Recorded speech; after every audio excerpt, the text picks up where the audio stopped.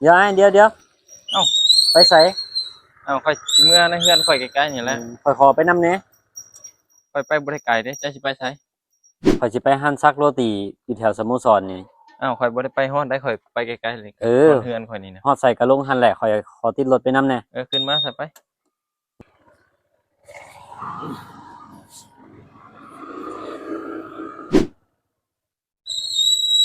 อ้าวจอดหยังข่อยสิเข้าเฮือนข่อยในนี่อ้าวคือจอดไวแท้ฮอดซอยเข้าเฮือนข่อยในนี่เนาะขึ้นมาซำนี้หาใดฮอดซอยเข้าเฮือนข่อยแล้วเนาะข่อยสิเข้าเฮือนข่อยเลยโอ้อย่าซะ